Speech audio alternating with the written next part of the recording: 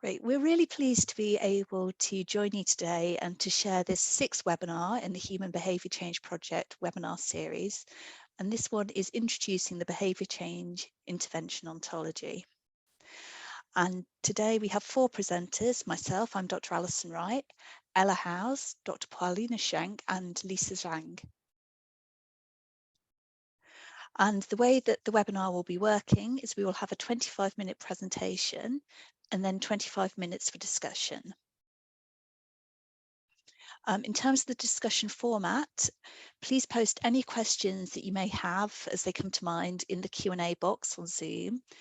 If you see a question that has already been posted and you'd like answered to, then please upvote it, and we will be prioritising the questions to answer in terms of the most upvoted ones. If you have any other thoughts and reflections, please use the chat box to share them. We will answer as many of your questions as we can during the discussion. We may not be able to get to all of them. We've had some difficulty doing that in previous webinars, but we will keep a record of every single question that is asked, and we will share the questions and our answers to them on our Open Science Framework site. So please be assured, even if we don't get to you during the webinar, we will answer your question and you will be able to find the answer to your question. So I should also let you know that we are recording this webinar, and indeed we record every webinar in this series. It will be uploaded onto YouTube, and we will also be making the slides that you see today available on our Open Science Framework page. As people who've attended this webinar, we will email you the links to the recording and also to the webinar slides, so you've got them to hand, so don't worry about trying to save anything at the moment. Great, and now without no further ado, I'd like to move to the presentation.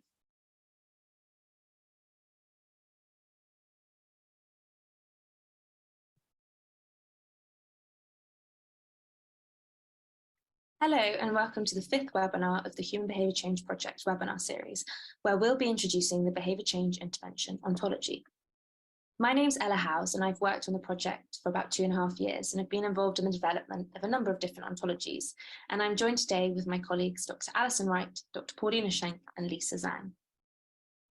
So I'm going to first describe what an ontology is and why we even need one, why we need the Behaviour Change Intervention Ontology. Dr. Alison Wright is going to talk a bit about the development of the Behaviour Change Intervention Ontology. Paulina Schenk is going to introduce the mechanisms of action ontology, and Lisa Zhang will briefly talk about the future of the Behaviour Change Intervention Ontology. So what is an ontology? Well, essentially an ontology is a structure for representing knowledge, and it's structured to show entities and relationships between the entities. And an entity is anything that exists and is relevant to a domain. So it can include things like people and objects, attributes like people's heights, or processes like people's conversations. And these entities are arranged into a hierarchy from the general to the specific. Within an ontology, each entity is assigned an unambiguous label, a clear and rigorous definition, a unique ID number, and this makes it computer readable, and the relationships between entities are clearly defined. So what is the Behaviour Change Intervention Ontology? Well, the Behaviour Change Intervention Ontology is an ontology for all aspects of human behaviour change interventions and their evaluation. It captures knowledge such as where the intervention took place, who took part, what behaviour change techniques were used, the intervention schedule, to name a few. Why do we need it? Well, behavioural science research is growing rapidly and it's often poorly reported. The same words are used to describe different things and different words are used to describe the same thing. Key bits of information are often missing, such as how often an intervention was it delivered as planned, and the quantity of outputs makes it difficult to synthesize evidence effectively. The Behaviour Change Intervention Ontology provides us with a consistent terminology and unique ID number to share evidence unambiguously. It provides prompts to encourage researchers to consider all aspects of intervention evaluation, both in the design and the write-up of an intervention.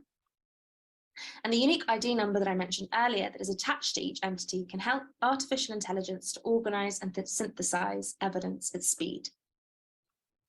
So I'm now going to give you two examples to help demonstrate how an ontology can be used to help address some of these challenges within the field of behaviour science. And these examples are really what kind of cemented my understanding. So imagine I asked you to meet me at Café Royal in London, and that's the only detail I gave you. Turns out there are about 20 Cafe Royales in London. And what you'd need to know to ensure that you're going to the same Cafe Royale that I'm going to is the postcode. In a similar vein, it's the unique ID number in an ontology that allows us to be sure if an intervention is describing the same thing as something else or something different. For example, if one intervention is described as being delivered in a high school and another as being delivered in a school, it's not clear at first glance whether they mean the same thing, because in the UK, a school could be a primary school, a secondary school, a sixth form college. Whereas if both high school and school are referenced with this ID number, then it can be clear that they are both talking about a secondary school, so a school facility for older children and teenagers, typically aged between 11 and 18. So this ID number has helped us share evidence unambiguously, like the postcode has meant that we both end up at the same Cafe Royale. And then the second example is to show how an ontology, or the behaviour change intervention ontology, can prompt more granular thinking when writing up a behaviour change intervention report or designing it. Say you're going on an extravagant holiday skiing, or to the rainforest, or to the desert. You might want to look at a number of lists before you go in, because these aren't your day-to-day holidays, and you might want to look at the list to prompt thinking about what you should pack, so you don't forget anything important. In a similar vein, when writing up an intervention, you could look at the granularity of the behaviour change intervention ontology to describe your intervention in more detail. So in this example, an intervention content could be described as being delivered electronically, and that's a mode of delivery. So you might look at the mode of delivery ontology that forms part of the behaviour change intervention ontology to be able to describe electronically in more detail, so be more specific by what electronically means. And here's the more granular detail. So you could scroll down, look, and then describe the intervention content as being delivered via audio call and messaging mode of delivery. So that's that bit more detail, which means it enhances the understanding of anyone else reading that intervention and any efforts to reproduce what happened. So overall, the behaviour change intervention ontology is an ontology for all aspects of human behaviour change interventions and their evaluations. It provides a clear and controlled vocabulary to describe what happened in a behaviour change intervention. It advance our understanding of what works and why when it comes to changing behaviour. I'm now going to pass on to Dr. Alison Wright, who's going to talk about the development of the behaviour change intervention ontology.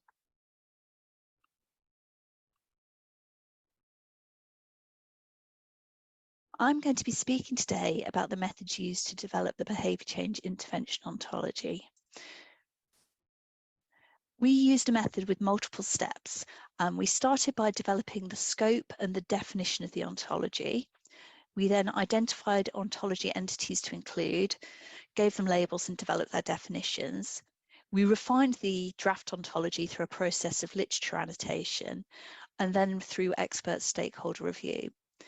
After the expert stakeholder review, we subjected the ontology to integrator reliability testing and then specified the relationships between the classes in the ontology using ontological relationship terms and made the ontology machine readable and available online. I'm now going to tell you in a little bit more detail about some of those steps.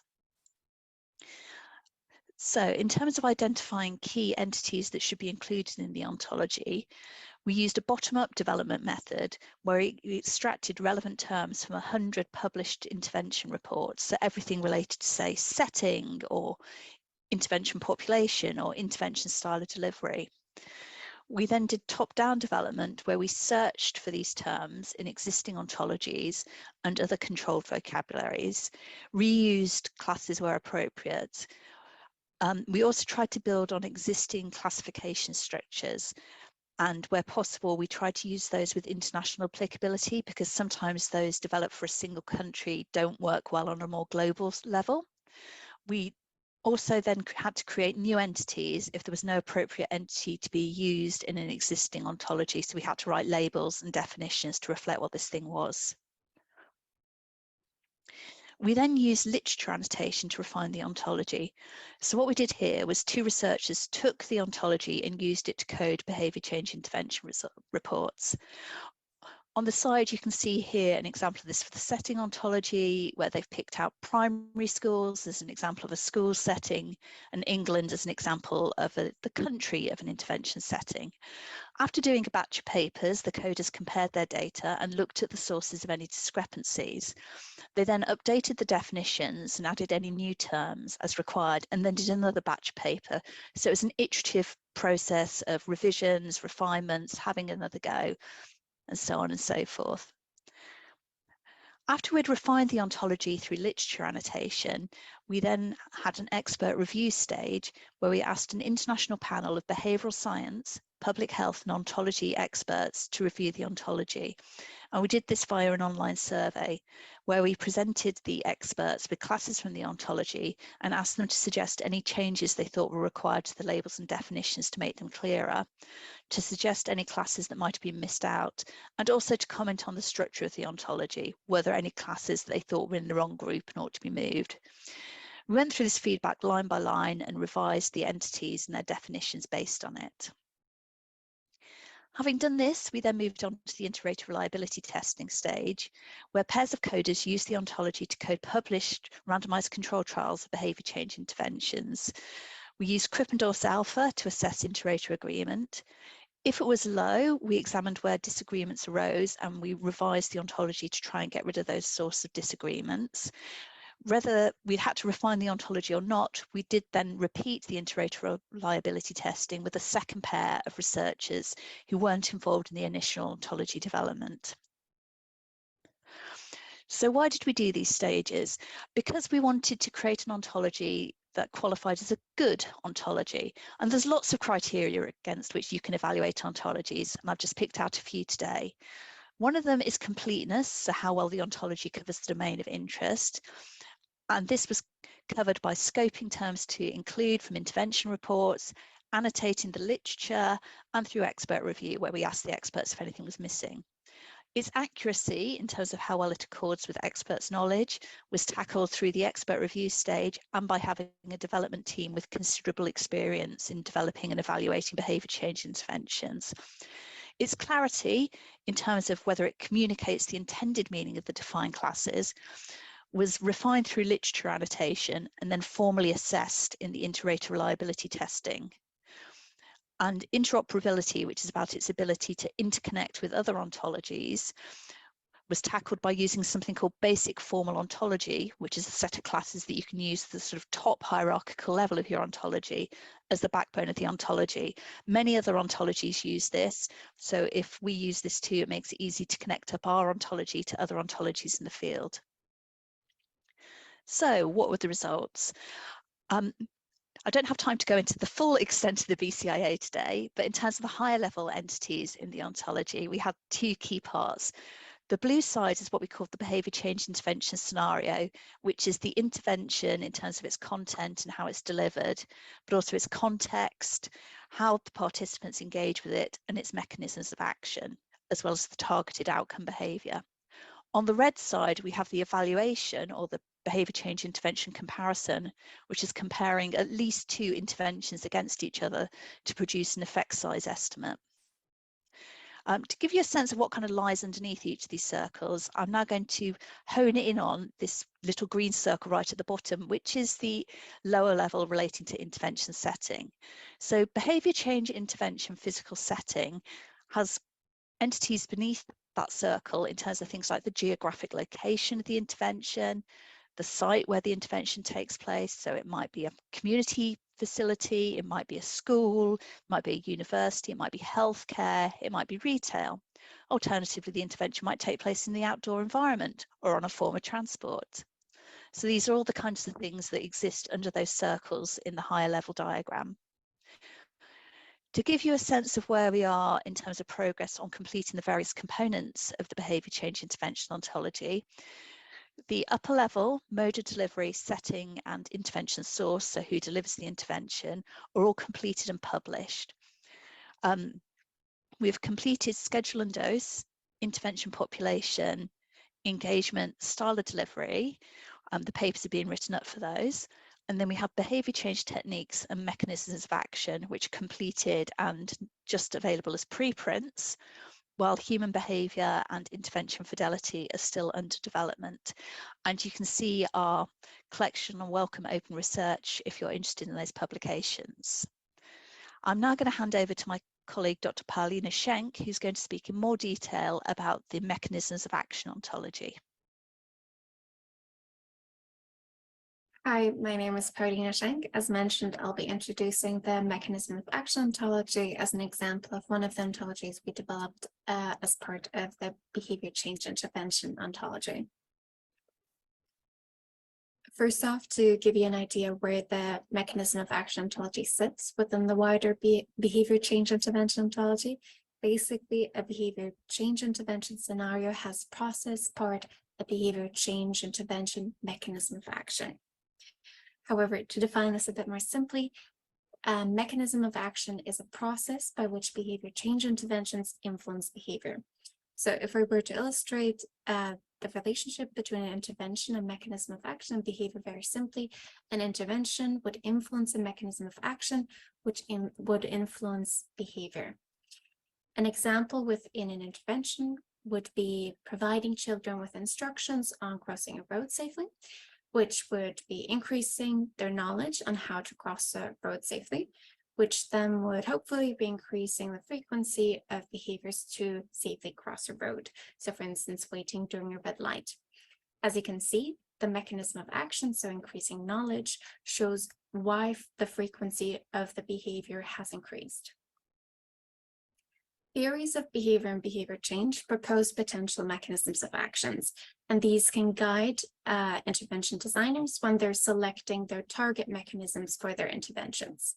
However, the language used for mechanisms of actions is quite inconsistent across different theories. So one problem is that different theories will have different labels for mechanisms of actions, but the same definition. If you refer to the top two rows, one mechanism is called expectancy and the other one is called perceived consequence. However, if you refer to their definitions, they're both a belief about the likely outcomes of a behavior. Vice versa, a lot of theories will also have the same label for mechanisms of actions, but different definitions for these. If you refer to the bottom two rows, two mechanisms of actions are both labeled norm. However, if you refer to their definitions, one norm is defined as a belief that certain behaviors are correct, appropriate, or desirable, or not, whereas the other norm is defined as a standard or range of values that represents the typical performance of a behavior against which comparisons can be made. As this isn't a belief, it can operate quite differently actually than the first norm we were talking about. The lack of a shared language makes it difficult to communicate about mechanisms of actions and means that the accumulation of evidence or the synthesis of evidence about mechanisms of actions is slow. An ontology can serve as a framework or a shared language to help communicate more consistently about mechanisms of actions and accumulate evidence about them. So Alison already gave you an overview of the steps we use to develop our ontologies. I'd like to talk a bit more about how those steps were applied in the development of the mechanism of action ontology. So we used 8 steps in total to develop this ontology. In step 1, the scope of the ontology was specified by defining what a mechanism of action is. Then in step 2, by drawing on 1,733 constructs from 83 behavioral theories, we identified 202 classes and organized them into 7 hierarchical levels, forming our initial ontological structure. Then in step 3, these classes were refined through annotations, so by 2 researchers coding mechanisms of actions in published behavior change intervention reports by using the ontologies classes. The changes made to the ontology resulted in 234 classes at the end of the step. In step 4, we conducted a stakeholder review. This involved international behavioral science experts reviewing our classes for comprehensiveness, so if anything is missing to capture mechanisms of actions, and clarity. An example of one of the changes we made is shown on the right for the class labeled Family Environmental System. So one of the comments we got was that our definition did not allow the inclusion of certain family units, such as those formed through foster care. So we basically added the phrase other legal arrangements to make sure that we're capturing family units that are linked through a variety of different legal arrangements. As a result of the changes we made to the ontology in this step, it had 254 classes at the end of it. In step 5, we investigated the iterative reliability of researchers applying the mechanism of action ontology for annotations. So first, 2 researchers familiar with the ontology used the ontology and had acceptable iterative reliability, so Carpenter's alpha of 0.68. Therefore, we did not need to make systematic updates to the ontology. However, researchers unfamiliar with the ontology had lower interreliability, so a Carpenter's alpha of 0.47. Therefore, we systematically looked through their disagreements about the classes or the presence of classes in papers. And based on these disagreements, we decided on what kind of changes needed to be made to the ontology to make it clearer, or to the annotation guidance, so the guidance to support the application of the ontology. At the end of the step, we had 261 classes. In step 6, the relationships between classes were specified or refined, and 7 high-level classes were added to help structure the ontology.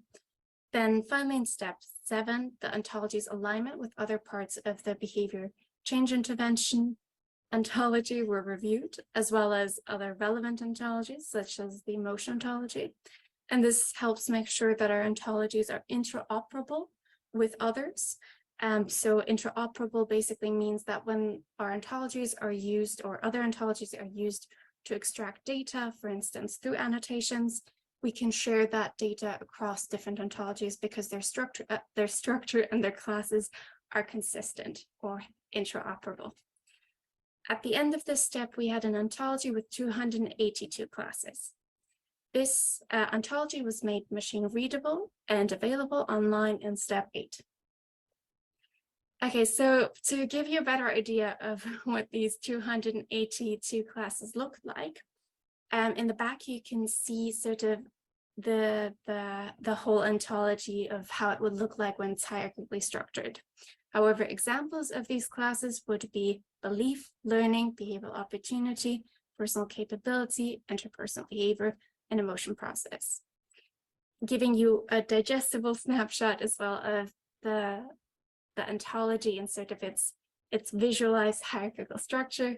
If you look to the left, you'll see the class belief and some of its subclasses. So for instance, belief about reduction and belief about responsibility to act. The arrows basically help indicate the relationship between these classes. So there is a relationship.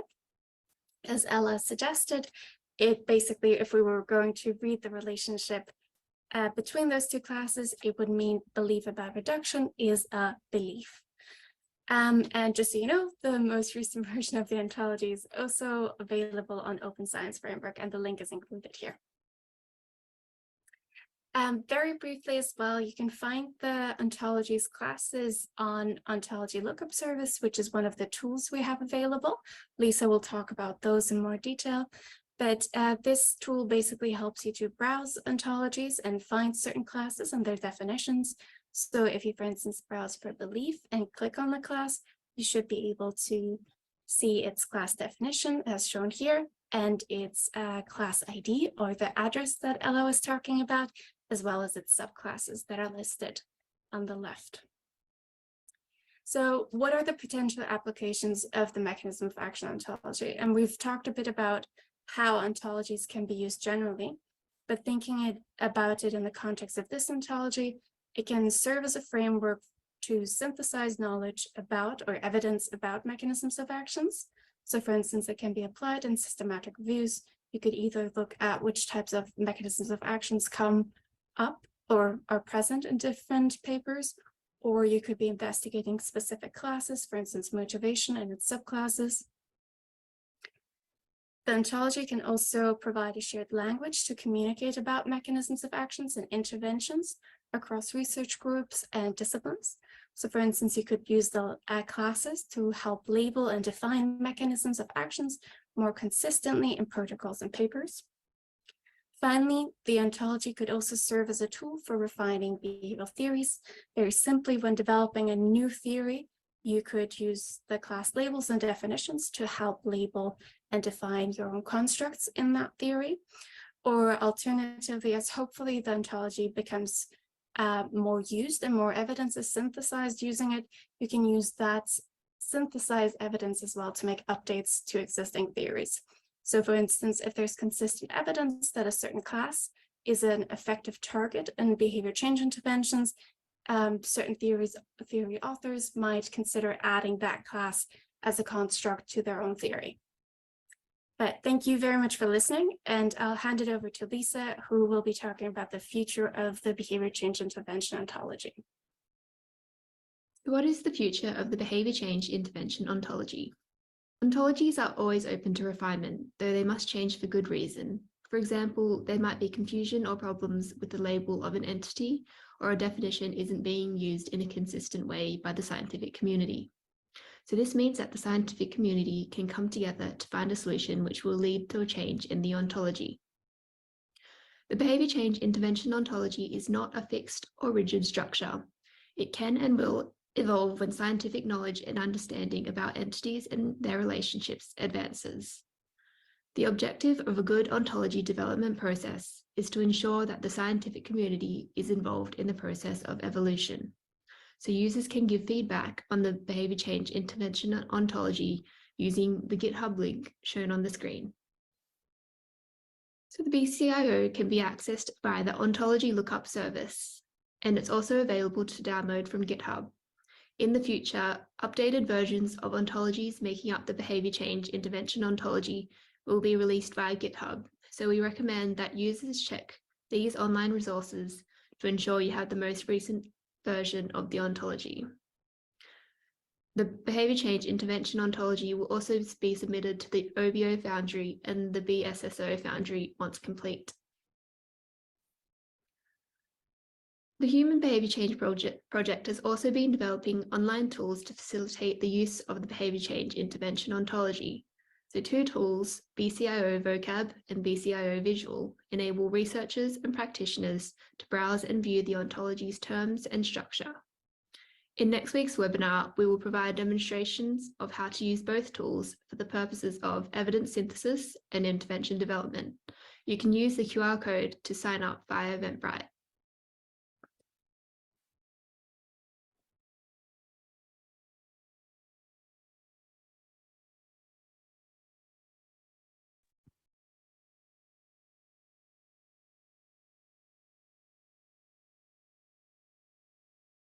Great. We're now going to move into our discussion section. If you do have any questions, please do post them in the Q&A box. Also, we have the opportunity to upvote questions. So if there are questions that you particularly would like to see answered, then do please upvote them.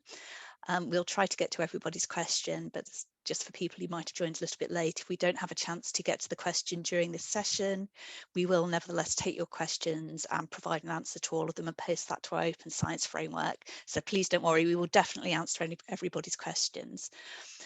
I'm going to start with just one question that came up for someone who I think arrived a little bit late, who just asked if we could define what an ontology was in a brief way. I can see another attendee has provided a very helpful definition in terms of what an ontology is in a philosophical sense.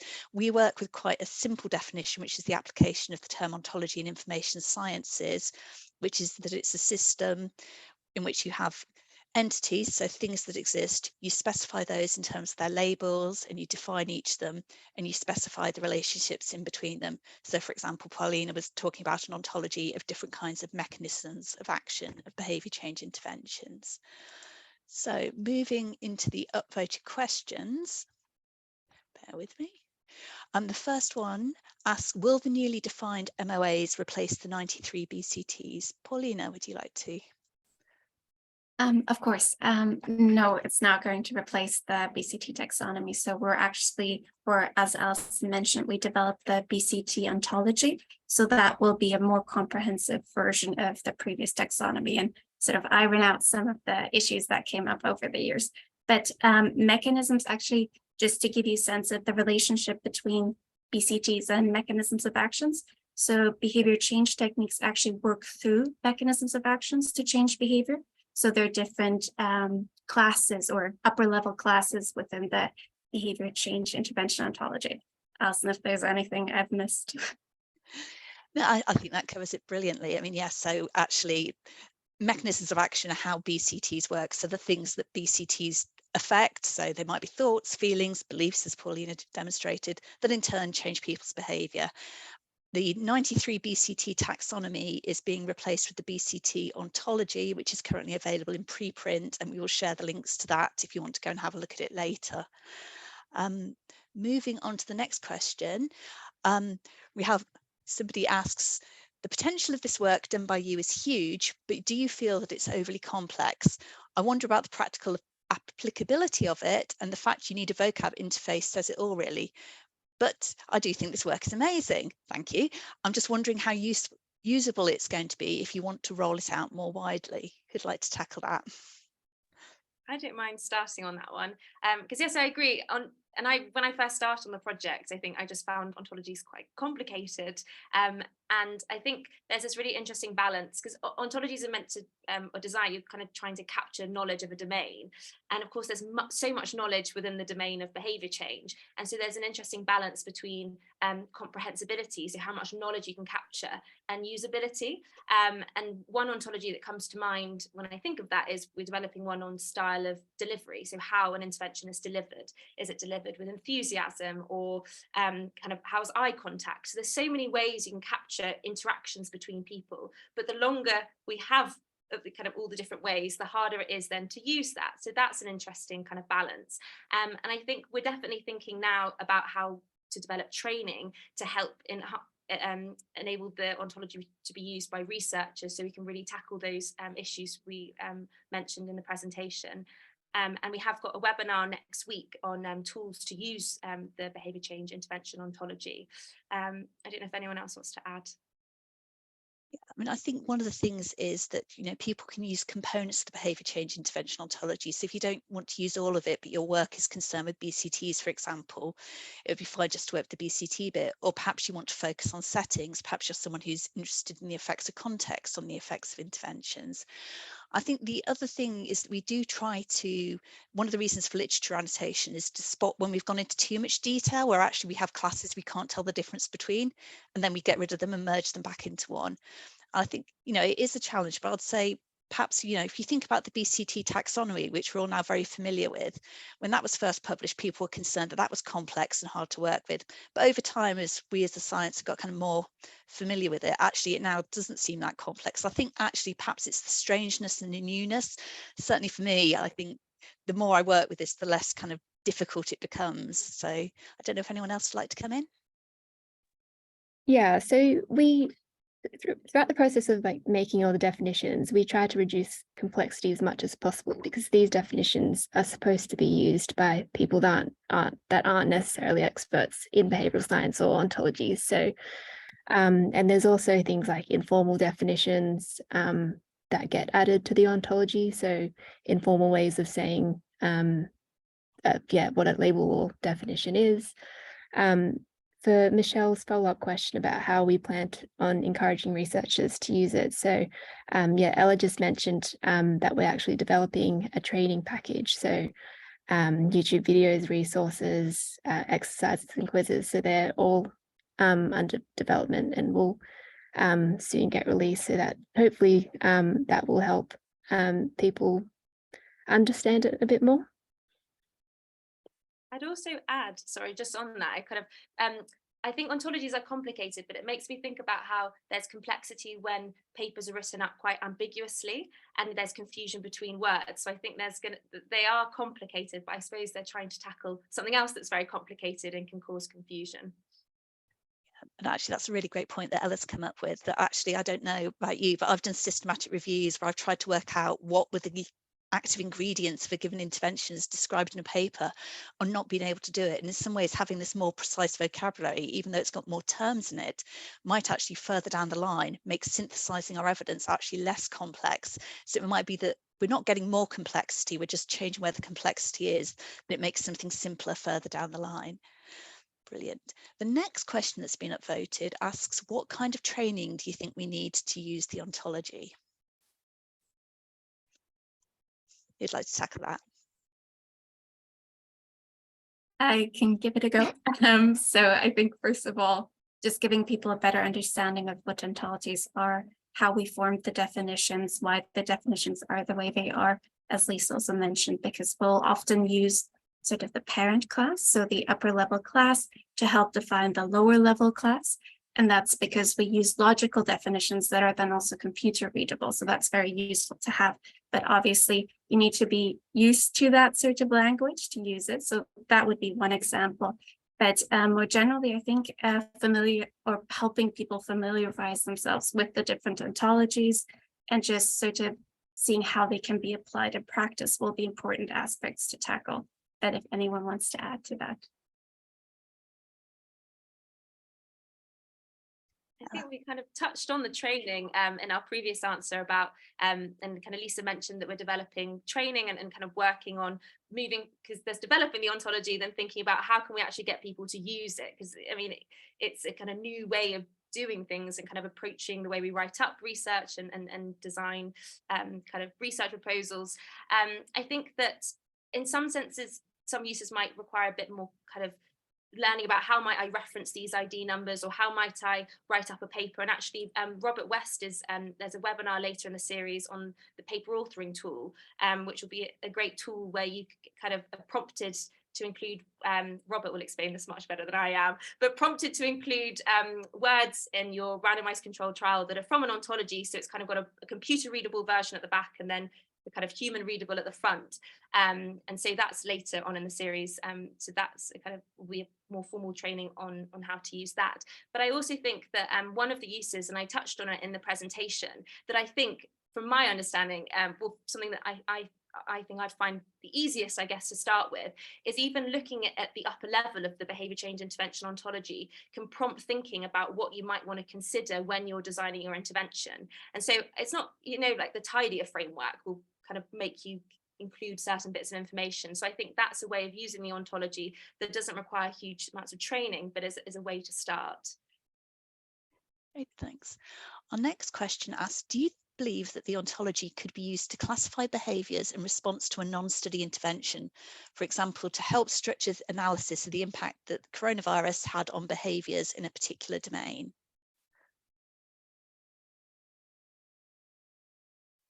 So I believe the behavior ontology could be used for that. So we do have quite granular classes to capture different types of behaviors. So certainly, if you're wanting to synthesize information about certain behavioral classes, that would probably be the best place to look for them. But one thing also, going back to what Lisa said about ontologies being living, sort of living tools, almost things that need to be further developed. In certain cases, we won't have specified classes for certain behaviors, but that's one of the great things of ontologies. As a user, you can later on comment on those classes being missing, and then we can integrate them into the ontology. Thanks, Paulina. The next question asks, how do you handle ambiguous situations? For example, if something is unclear in a research paper you intend to annotate. I guess I'll go into this one, having annotated a lot of research papers. So firstly, there is the thing about actually, if you really can't make sense of what somebody's written, then you don't code it. Just as, for example, when you were using the BCT taxonomy, if it was completely ambiguous what an intervention ingredient was, you didn't code it as a BCT. However, what is nice about the ontology is sometimes when something is too vague to be coded in a lot of detail, you might be able to code it higher up the hierarchy. So for example, in the BCT ontology, if someone, it now has a class level, which is just provide information about consequences. Now, before you had to know what sort of consequences, was it health consequences, social consequences, emotional consequences. But now, if you've got a paper that really is so vague that all you can say about that intervention is it provided some sort of information about the consequences of behaviour, there is a class, this level of specificity that matches onto it. So yes, if people have reported their interventions really badly, the ontology is not going to help you get past those poorly written descriptions. But there is the possibility to deal with more and less specific descriptions of interventions in papers. Brilliant. The next question we have is, can ontologies be used in an intervention design process, or do you just assign them after the interventions are already developed? Who'd like to take on that one? I can have, Lisa, would you like to go? No, you can go first. So I think you could certainly use them during the intervention design. I think one of the things that Ella mentioned with even just prompting thinking of what kinds of aspects of an intervention you need to think about when designing an intervention would be a good start. So using the classes and the labels and definitions, you can be very clear about what your intervention will look like, or you can plan it very precisely. So in that aspect, it can help. Lisa, if you have anything to add. Yeah, just going to add that you can use the upper level VCO-IO to specify the different parts of an intervention scenario during the intervention design stage. So definitely, yes. So you would use, for example, you would use the VCTO in the same way you would use the BCT taxonomy to identify the behavior change techniques that you want to use in an intervention. And then, yes, you can also assign them after the interventions are already developed if you're evaluating an intervention, for example. And just to add to that, obviously at the moment the ontology is new and hasn't been used, but the hope that much yet, but the hope is that as people perhaps start to use it in evidence synthesis, for example, so we start to actually be able to code existing interventions put into systematic reviews in terms of what components they had, actually then you'll have sort of evidence coded in terms of the ontology, and you'll be able to use that evidence to then inform what you put into your interventions. So there's a hope that it might make our evidence base for helping us design interventions based on what we know already about what's effective to change behaviour more efficient. But obviously we're at sort of early stages of that at the moment, so we're not quite there yet, but we live in hope. I wanted to just add on to that, highlight just the point of that one thing when I was learning about ontologies that I was like, wow, this is very amazing, is that they're computer readable because they have an ID number linked to the definition, and that's why they can help us with things like evidence synthesis and really tackle the issue of this vastly accumulating evidence base. And so it's that unique ID number. So an ontology kind of serves between a bridge between humans and computers. So that kind of helped me understand how it can help with evidence synthesis. Yeah, which is a great point, that actually we all know how long it can take to do an evidence synthesis. And one of the things that ontologies do is actually, as Ella says, let you start to move towards more automated forms of and computer assisted forms of evidence synthesis, which might actually make acquiring the evidence we all want to base our interventions on easier and quicker. I'm going to move on to the next question just in the interest of time. And one of our participants asked, could you provide an example of how an applied behavioural scientist might use this ontology for intervention development in the wild? Any takers? Great question. I think it goes back to some of the things we already talked about. I don't think it would be very different for people who are more applied. I think, again, it would prompt consideration of different aspects of the intervention.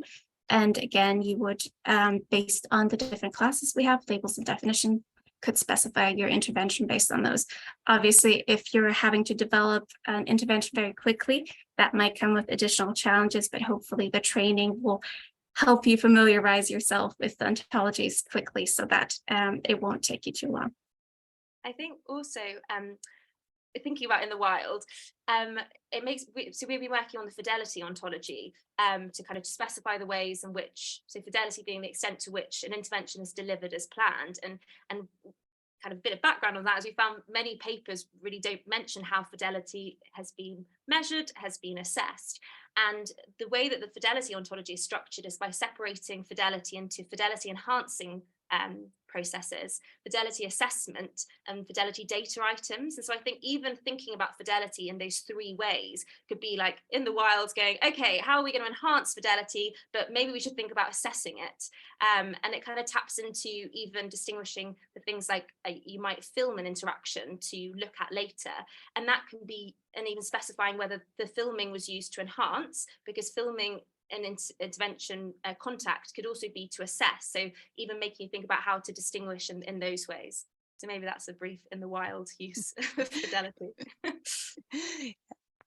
Our next question asks, it's really interesting to hear about the process to develop an ontology. How long does this normally take? Paulina, having done the mechanisms of action, how would you feel about that? It depends on the ontology. So I think ontologies that deal with concepts that are quite complex, I think we took a longer time to especially think about, even in the initial stages, how do we define the scope of the ontology?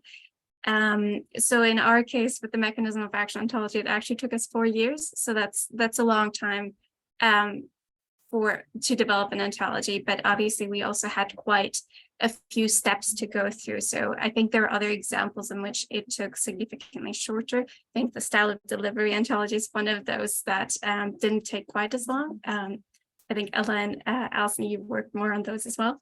Yep, I think that's definitely true, that it depends on the complexity of the particular thing. So for example, the setting ontology, which is focused on physical aspects of settings so far, and intervention source, so actually who's providing the intervention, and style of delivery are all relatively straightforward, whereas things like mechanisms of action, and in fact human behaviour is another one that's proved actually very complex. So it really depends what is the thing that you're trying to turn into an ontology. I mean, I think you could safely say probably a year minimum, start to finish, for even the simplest ones. And also, I think as you get more familiar with ontologies, so for all of us who've been working on this project, part of it has been our learning curve as we've kind of got our heads into the game. So I think we would speed up if you did more of it. Yeah, and just to add on that briefly, that I think because an ontology is meant to serve a scientific community, and so I think some of the length is so necessary to make sure that the definitions that are being developed, the way it's structured, really makes sense for the kind of the scientific community. And so many of those steps that Alison outlined are really integral, I guess, to making sure it's a good ontology, and that can take time. And so there'd be many, meetings where there'll be loads of discussion about how should we conceptualize this, or how can we understand this. And so sometimes, yeah, when things are harder to conceptualize, it might take a bit more time, but it all contributes to hopefully a more helpful ontology. Yeah, and actually the one thing that we should highlight is the fact that we've used these expert stakeholder reviews, and that's actually a relatively uncommon thing to do in the sort of level and extent that we've done it for this ontology among ontology developers. So we've probably added some time to our development process there by trying to bring in the scientific community before publishing the ontology. Speaking of which, moving on to the next question, an attendee notes that following on from a previous remark, a lot of academic papers in public health will not provide sufficient information to completely fill out the BCIO on either the intervention or the evaluation side of things. So, is the intent for the BCIO to be more useful going forward for designing and reporting on programmes if there can be an improvement in reporting standards? I think the simple answer to this is yes. It would be lovely if people could go back and classify the interventions they've already published in terms of the BCIO, but we are realistic. We understand how busy everybody is. So that's not an expectation, but we hope that this is going to be a tool that's going to help enhance reporting standards, enhance evidence synthesis, make it easier for people to share interventions and understand where interventions are similar and where key points of difference are between them. Okay, I'm conscious of time, so I'm going to move on. Next question says, thank you very much. As someone who works as an applied behavioural scientist developing interventions that drive behaviours associated with clinical outcomes, I've found the BCT taxonomy and now this ontology extremely helpful for both defining and assessing interventions and later for consistent scaling. My question is about the adjacent field of behavioural economics and whether those techniques and mechanisms of action have been taken into account. Paulina, do you want to tackle that from a mechanism of action point of view? Sure. So yes, we drew on theories in 5 areas. I think psychology, economy, sociology, anthropology, and one more. which I can't think of now. But yeah, we definitely try to think of economic models as well when thinking about our mechanisms of actions. Obviously, there might be some that we missed out on because there are a lot of specialist theories that we didn't look on at. However, as we mentioned, those can be added later on. So that would definitely be something useful to add. Yep, and similarly with the behaviour change technique taxonomy, ontology, sorry, we took the taxonomy, we also took all the feedback that people had provided on that and looked at other classification systems for describing components of intervention when thinking about what should be going into the ontology. And I think the other thing we'd add is it might be that we've not got every single gradation of technique that a behavioural economist might consider important in the behaviour change technique ontology at the moment. But as has been said, ontology is a living, growing thing. So actually, if someone with that expertise wanted to suggest additional classes with more fine-grained separations because they felt they were important to their science, then the ontology could be extended to incorporate that. So ontology development is very much a team sport. It's absolutely not something that is just done by one research group at one university. And we hope this is really going to kind of become something that the whole behavioural science community contributes to. Okay, next up we have, sorry, I'm just trying to keep track of this. Does the ontology give any information about the effectiveness of each behaviour change aspect?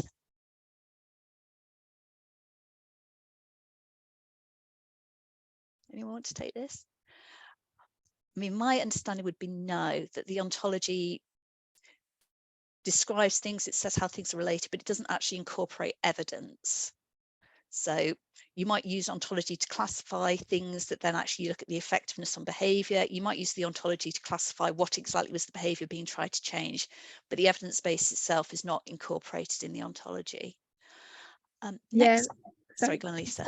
In the webinar last week, this is something that Mari brought up. So in the behaviour change technique ontology, previously we had in the definition, a BCT is something that changes behaviour, but after expert stakeholder review, remove that part of the definition because, we don't make assumptions that it will change behaviour. So in that sense, we don't say anything about the effectiveness of it.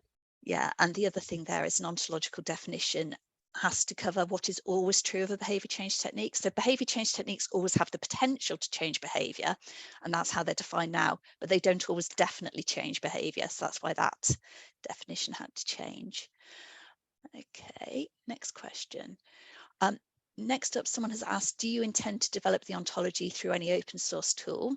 To which the short answer is the ontology is completely open source. It's on GitHub. This is a principle of ontology development, that they must be open source. All our tools made available, that the infrastructure around ontologies, so things like the ontology lookup service, so you can download it. We will have a public listserv for people to be able to suggest changes to it, so people will be able to see the community debating the discussion. I hope that kind of covers it. And I'm going to take one last question before we have to finish up. And that is,